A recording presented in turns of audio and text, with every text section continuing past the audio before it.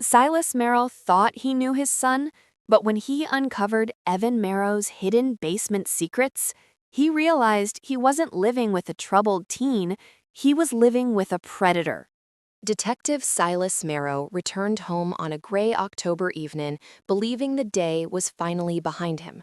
The air outside carried the kind of quiet that usually brought him comfort after long shifts. But as he stepped into his garage, something felt wrong in a way his instincts recognized immediately. The space was dim, lit only by a weak bulb overhead, yet Silas noticed small details instantly. Dust disturbed on the floor, a tool left out of place, and a subtle but unmistakable scent drifting through the air. It was faint, metallic, and unsettling. It was a smell he wished he didn't recognize. He followed the odor toward a storage cabinet he rarely touched. It was old, bolted into the wall, and mostly filled with forgotten household supplies. Evan, his teenage son, often worked in the garage and claimed he used the cabinet for parts and tools. Silas never questioned it. His son was quiet, withdrawn, and spent a lot of time alone. But Silas had assumed it was simply part of growing up. Now, as he stared at the cabinet, a sense of dread washed over him. Something inside that cabinet didn't belong in any home. Silas reached for the handle, hesitating as he felt the cold metal beneath his fingers. The smell grew stronger.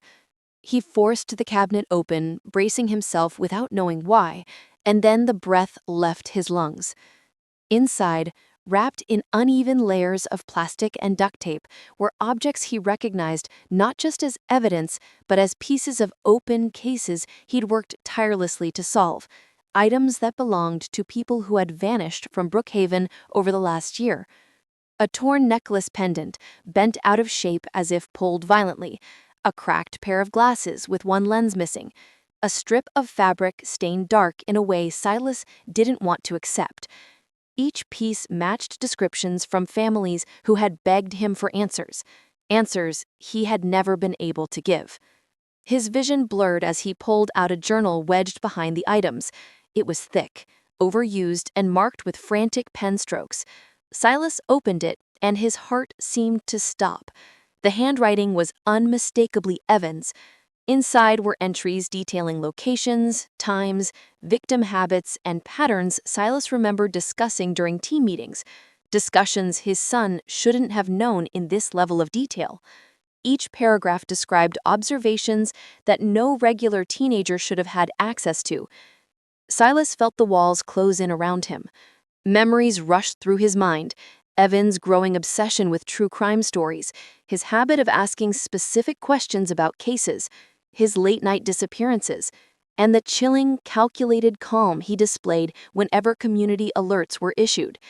Silas had dismissed all of it as coincidence, as a young man trying to understand the world through the lens of his father's career. But the truth was sitting before him, wrapped in plastic and inked into pages that revealed the darkness of a mind he never realized existed inside his own home. His knees weakened. He stumbled backwards, gripping the edge of the workbench to steady himself. Every instinct in him screamed to deny what he was seeing, to believe this was some misunderstanding or someone else's doing. Yet the evidence was undeniable. Every detail confirmed his worst fear. The garage felt colder now, as if the discovery had stolen all warmth from the air. Silas tried to breathe but found his chest tightening. He looked toward the house, where Evan was likely inside, unaware of the storm that had just broken open. Silas wanted to protect his son, but the weight of responsibility crushed that instinct. He wasn't just a father, he was a detective, sworn to uphold justice no matter the cost. Silas stepped outside, gulping the cold evening air as if it could steady him. But nothing could steady a man facing the truth that his own child was connected to horrors haunting an entire community. With trembling hands, Silas reached for his phone. Every second felt heavier than the last. He dialed 911, hearing his own voice crack as he spoke, no longer the steady detective the town knew. In that moment, Silas Marrow became something he never imagined. A father calling for help, because of his own son. Evan Marrow had always lived in the shadows of his own quiet nature. From the outside, he appeared harmless, a polite, intelligent teenager who blended into the background of everyday life. Teachers described him as observant and soft-spoken. Neighbors remembered him as the boy who avoided eye contact and slipped inside whenever someone tried to start a conversation. His mother, Amelia, saw him as sensitive, easily overwhelmed, and deeply introverted. Silas viewed him as thoughtful but disconnected, a young man still trying to find his place in the world. No one imagined how much of that world Evan had been building in secret. Long before the evidence surfaced in the garage, signs had begun to appear.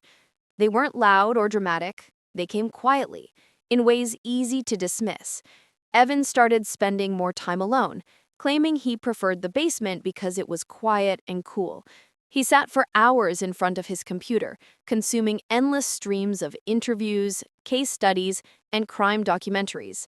He moved beyond casual interest, taking notes on behavior and patterns with a level of focus that unsettled those who saw glimpses of it. His journal became his refuge. It began with harmless observations, people's routines, habits, the layout of the neighborhood.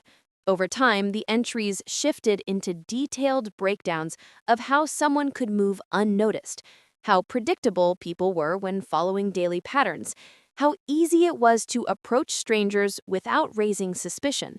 He wrote these things as if they were puzzles to be solved, challenges to master, ideas to refine, and no one knew the journal existed. Evan often stayed out late, telling his parents he was visiting classmates or studying at the library. Silas wanted to believe him, though he sensed something was off. Evan always returned home with the same calm expression, regardless of the hour. There was no excitement, no anxiety, just the same quiet mask he wore every day. Amelia, hopeful to maintain peace, reassured Silas that their son was simply becoming independent. What neither of them saw was how deeply Evan studied the missing person cases that unsettled Brookhaven. Each disappearance sparked something new inside him. He collected details from news articles, community meetings, and overheard police conversations when Silas came home late and forgot to lower his voice. Evan absorbed everything, storing it like pieces of a story that only he understood. At school, classmates kept their distance without realizing why. Evan's stillness unnerved them. His gaze lingered too long, his silence stretched too wide, and his responses felt rehearsed. There was no anger in him, no noticeable shift in mood or behavior. He simply observed people with a level of fascination that made others uneasy. They avoided him instinctively, unaware that their instincts were sharper than they realized. As the months passed, Evan's double life became more polished. He behaved exactly as a quiet teen should, attending classes, completing assignments, eating dinner with his family, and disappearing into his room afterward. Nothing he did triggered alarm. He moved through life like a ghost who learned to mimic the living. The truth behind that mask grew stronger. Evan liked control. He liked understanding how people moved, how they reacted, how they trusted too easily. The thrill didn't come from chaos. It came from the calculation, the planning, the invisibility. He believed he was smarter than those who searched for answers, especially the investigators frustrated by every dead end. Silas never realized his son was watching him more closely than any criminal he had ever pursued. Evan learned which mistakes investigators noticed, which details they overlooked, and how long it took them to follow certain leads. He shaped his secret world around that knowledge, convinced he had outsmarted an entire system. To everyone else, Evan was simply a quiet 17-year-old boy. But beneath that stillness, something darker had taken root, something patient, methodical, and powerful enough to shatter everything once exposed. And Silas Marrow, without knowing it, had been living under the same roof as the very darkness he spent his life trying to stop. The night the truth began to surface was colder than usual, the kind that made every sound outside feel sharper and more deliberate. Silas Marrow had returned home well past midnight, exhausted from scanning through reports that never led anywhere. The Brookhaven disappearances had become a constant weight on his shoulders, an unsolved string of cases that gnawed at his conscience. He felt useless, despite the long hours and restless nights, unable to offer answers to grieving families. That night, however, something different pulled at his attention. Something subtle, but enough to make him pause. As he set his keys down, Silas noticed a faint light leaking from the crack under the basement door. It wasn't unusual for someone to forget to switch off a light, but something about the soft glow unsettled him. It was too focused, too stark. Amelia had been asleep for hours, and Evan rarely went into the basement after dark. Silas hesitated for a moment, then reached for the doorknob. The hinges groaned quietly as he eased the door open, listening for movement. There was nothing, only stillness and the faint hum of electronics. Descending the stairs, Silas felt a growing unease. The basement smelled different, not musty the way it usually did, but metallic and unfamiliar. The further he walked, the clearer that scent became, wrapping around him like an invisible warning. When he reached the bottom, he stopped abruptly. Across the room, behind a stack of old boxes, a small red light blinked steadily. It was the power indicator on a device he didn't recognize. Silas carefully approached it, weaving through the clutter. A folding table had been set up, covered with notebooks, printed maps, and several old police reports, the same ones he had spent months reviewing. But the most unsettling detail was how meticulously everything was arranged. Red markings circled dates and locations, lines connected seemingly unrelated incidents. Notes in small, precise handwriting filled the margins with observations no officer had ever made. Silas felt a chill run through him. Whoever had organized this knew the cases with an intimacy that was unnatural. Then he noticed the monitor. A computer sat open on the table, its screen displaying a series of folders labeled with the names of the missing. Each folder contained photos, detailed timelines, and written breakdowns of habits, routines, and personality traits. They were files that only someone with deep access or someone obsessively devoted could have compiled. Silas's pulse quickened. None of this belonged here. None of this should have existed. He scrolled through a file, and his breath stopped. There were images taken from angles no investigator had access to, photos of victims taken before they vanished, photos taken from a distance that suggested surveillance, photos marked with notes like predictable, isolated, hesitates before unlocking car door. A cold realization crept into Silas's mind as his hands trembled above the keyboard. He wasn't looking at an investigator's work. He was staring at the calculations of someone who had been studying the victims long before they disappeared. Silas forced himself to slow his breathing, desperate to stay rational. He scanned the desk again, trying to find anything that would explain who had done this and why.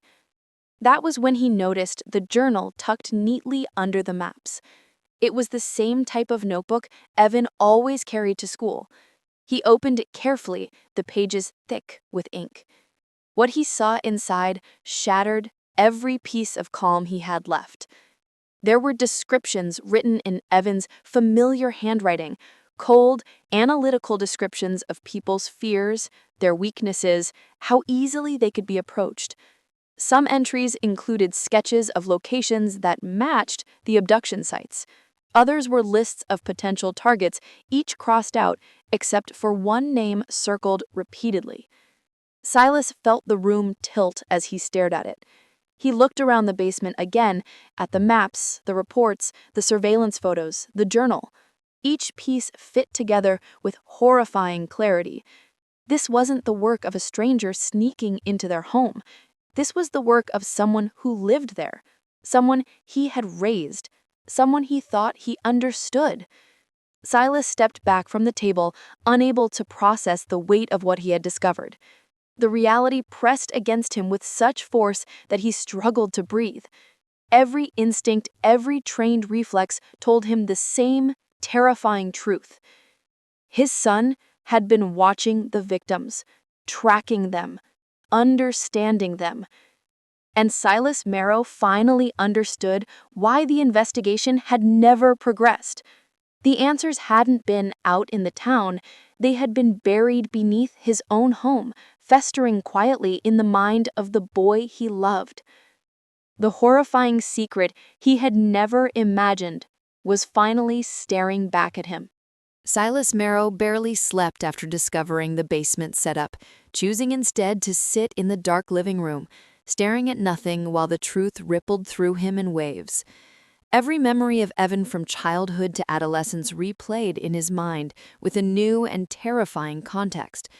All the small things he had dismissed, the isolated hobbies, the unusually sharp interest in true crime, the uncanny ability to understand people's motivations, now felt like warnings he had ignored. As dawn crept through the windows, Silas knew he had to act. The question wasn't if Evan was involved, it was how far everything had already gone. Before confronting his son, Silas needed more information. He returned to the basement, this time with a pair of gloves and the unsteady determination of a man trying to hold his world together. The computer had a folder he had not opened the night before, labeled simply with a date, one that had not yet arrived. Inside were lists of locations and timestamps. At first, Silas thought it might be notes from a past case, but the digit highlighted in red told a different story. The timestamp was for that very evening. Below it was a name he had never seen before. Nalia Dre, age 18, recently moved to Brookhaven. The detail that struck him hardest wasn't her age or her recent arrival. It was the note underneath. Hesitation predicted at crosswalk. Optimal moment. Silas felt nausea pool in his stomach. This wasn't history. This was a plan. A future victim, and Evan had circled her name with the same deliberate strokes he had used in the journal above every other person who had disappeared. Realizing the immediacy of the danger, Silas rushed back upstairs. The house was still quiet. Evan was likely asleep in his room, unaware that his carefully hidden world had been uncovered. He stopped outside the door, listening. Deep, even breaths drifted through the wood. For one brief moment, Silas allowed himself to feel the heartbreak of a father watching the boy he loved become a stranger. But emotion couldn't override responsibility. Not now. He stepped away, knowing that waking Evan directly might tip him off. Instead, Silas grabbed his phone and left the house, needing space to think without the suffocating presence of the truth hanging over him. He drove aimlessly through town until he found himself parked near the quiet river that cut through Brookhaven. The water was still, reflecting the early sunlight in broken fragments. Silas stared at the surface as though it might offer answers. He struggled with the impossible dilemma in front of him. If he turned Evan in, his son's life would be destroyed. If he didn't, someone else's child might vanish that night. The weight of both possibilities crushed him, but under the guilt, under the fear, a deeper understanding formed. Protecting Evan didn't mean allowing him to continue. Protecting him meant stopping him before he became something he could never come back from. By midday, Silas had convinced himself that he needed to intervene before calling anyone. Maybe, he thought, he could break through whatever darkness had taken hold of Evan. Maybe there was still a chance to reach him. But that fragile hope started unraveling when Silas returned home. The basement door was wide open. His heart lurched. He rushed down the stairs, but the table was empty. The notebooks were gone, the maps pulled down, the computer wiped clean. Panic seized him as he realized Evan had discovered the intrusion. Worse, Evan had erased everything, including the identity of the planned victim. He searched for anything Evan might have missed, any clue left behind. At first, he found nothing. Then he noticed the journal. It wasn't hidden, it wasn't tucked away. It sat in plain sight, open to a fresh page. 5 words were written in the middle, as if left intentionally. "You were never supposed to know." Silas staggered backward, understanding what that meant. Evan hadn't panicked, he hadn't fled in fear. He had planned for this moment, or at least anticipated the possibility, and now he was out there, somewhere in Brookhaven, with a plan for the evening that only he understood. Silas felt his world collapse in a way it hadn't the night before. Evan wasn't just slipping away, he was escalating, and if Silas didn't find him before the day ended, someone else's life would be lost. As the afternoon sun drifted closer to evening, Silas realized there was only one thing left to do, something he never imagined he'd face. He had to stop his own son, whatever it took. The day of the arrest arrived with a suffocating stillness. Brookhaven had no idea how close it had come to disaster, and even the streets that felt familiar now seemed alien to Silas Marrow. Every corner, every sidewalk, every crosswalk felt like a potential trap. He drove slowly through the town he had known all his life, thinking of Evan, thinking of the journal, the photos, the planning. The thought that the boy he had raised was capable of such calculated cruelty was unbearable, yet undeniable.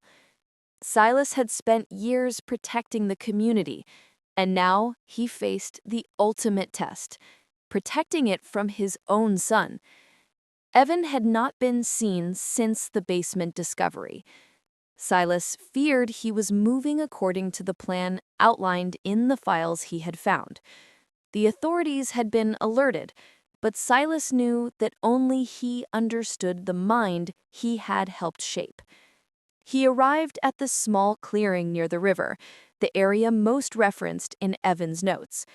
The location was isolated, surrounded by trees whose branches scratched at the sky like skeletal fingers. Silas stepped out of the car quietly, feeling the cold bite at his face, every nerve on alert. He could not imagine confronting Evan alone, yet he knew it was unavoidable. Minutes stretched like hours as Silas scanned the clearing. The journal had prepared him for the meticulousness of Evan's methods, yet seeing him now, sitting perfectly still, focused on some unseen target, was surreal. Evan's face retained the same calm, unsettling innocence he had always carried, as if nothing in the world could touch him. His hands were folded in his lap, his posture impeccable. He did not look like a criminal. He looked like a boy waiting for instructions, a boy who had perfected the art of appearing harmless. Silas called out softly, just enough for Evan to hear. The reaction was immediate, yet subtle. Evan tilted his head, the slightest acknowledgement that he had registered his father's presence. He did not flinch, he did not run. The detachment was chilling. Every lesson, every observation Silas had hoped would create a connection seemed irrelevant. This was not the son he knew. This was something else entirely. Police arrived in a quiet formation, moving as Silas had instructed through the radio. They took positions, surrounding the clearing without alarming Evan. Silas watched the tactical precision, feeling a strange mix of relief and anguish. The boy he had loved was still his son, yet he also understood that he had created a danger that could not be ignored. Every movement mattered. Every breath mattered. The tension in the air was almost unbearable. Evan rose slowly, almost ceremoniously, his gaze sweeping across the clearing before settling on his father. Silas felt a pang of grief, as if the weight of the past 17 years pressed down on him all at once. He had hoped this confrontation could be reasoned with, that somewhere inside Evan was the child who had once clung to his hand, the boy who had laughed at small victories. But the expression on Evan's face told a different story: calculation, detachment, and the eerie composure of someone who had long since separated thought from feeling. The officers moved forward carefully, positioning themselves to prevent any sudden action. Silas stepped toward Evan, his badge and gun holstered. He did not need them. He needed words, presence, authority, the remnants of paternal connection he hoped still existed. Evan's eyes followed him, unblinking, and in that silence, Silas understood the full magnitude of the betrayal. When the officers finally secured Evan, he did not resist. There was no struggle, no panic. The entire sequence was almost clinical, precise in a way that mirrored his planning. Silas watched as the boy was placed in the vehicle, the handcuffs clicking quietly, and he felt the paradoxical mix of relief and heartbreak. Justice had been served, but at a cost no father could measure. In the aftermath, the town learned the truth. The community was stunned that someone so young, so seemingly ordinary, could orchestrate such calculated acts. Families reeled from the revelation. News outlets documented the arrest, emphasizing both the precision of Evan's planning and the heartbreak of a father forced to confront the unimaginable. Silas and Amelia returned home that evening, the house silent except for the faint ticking of the clock. The weight of everything, shock, relief, grief, guilt, pressed down on them simultaneously. They had saved lives, but they had also lost a son, at least in the form they had known. Silas stared at the basement door, knowing it would forever hold the memory of the night that changed everything. He had called 911, opened the cabinet, and faced a truth no parent should ever encounter. He had acted, saved lives, and preserved justice. But as he sat in the quiet house, the hollow ache in his chest reminded him that some victories carry the deepest losses. The son he knew was gone. What remained was a calculated mind, a danger contained, and the indelible mark on his soul that would never fade. Silas Marrow had upheld the law, but the cost had been immeasurable, and the shadow of that night would follow him forever.